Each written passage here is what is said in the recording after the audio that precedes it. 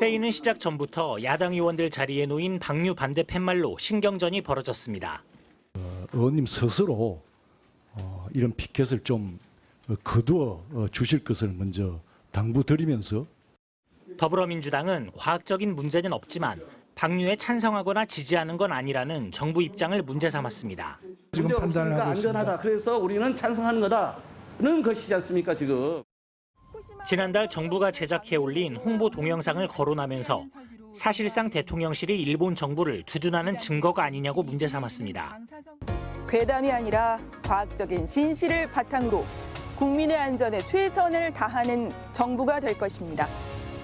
일본 정부도 안 하는 대국민 홍보를 우리 정부, 우리 대통령실이 3,800만 원 예산을 써가면서 괴담 또 거짓 정보 이런 것들이 많이 다니고 그것이 국익을 저해한다고 생각을 해서 이러한 사실관계에 입각한 그 정책 홍보를 한 것이다 이렇게. 정부 여당이 총선에 영향이 없도록 서둘러 오염수를 방류해달라고 일본에 요청했다는 아사히 신문 보도에 대해서 정부는 사실이 아니라고 거듭 밝혔습니다. 강력하게 조치를 취하실 겁니까? 똑같이 국내 언론 대하듯? 그렇게 못한다면 뭔가 숨길 구석이 있어서 그러는 걸로 생각할 수밖에 없지 않습니까? 팩트가 잘못된 것에 대해서는 아주 확실하게 지적을 하고 넘어가겠습니다. 야당의 공세에 국민의힘은 일본이 해양 방류를 결정했던 2021년 4월 당시 문재인 정부와 지금 윤석열 정부 입장이 다를 게 없다며 야당발 괴담으로 어민들만 피해를 입고 있다고 지적했습니다. MBC 뉴스 박인수입니다. 더불어민주당 의원들이 LED 촛불을 들고 국회의사당 본관 앞 계단에 모였습니다. 보좌진과 당직자까지 총출동했습니다.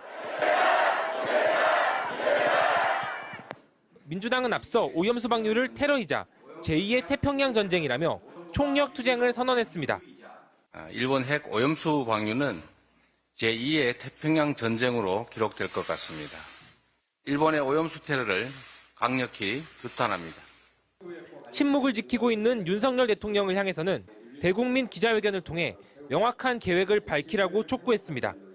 민주당은 모레 광화문부터 대통령실이 있는 용산까지 행진을 하고 주말에는 시민사회단체 집회에도 합류하겠다는 계획입니다. 정의당도 주한 일본 대사관 앞에서 항의 기자회견과 1인 시위를 이어가며 한일 정부를 동시에 규탄했습니다. 국민의힘은 촛불 집회를 예고한 민주당을 향해 제2의 광우병을 기대하며 촛불을 들겠지만 거짓이 진실을 이길 순 없다고 비난했습니다. 거짓과 괴담의 촛불은 진실과 과학의 횃불에 타 녹을 것입니다.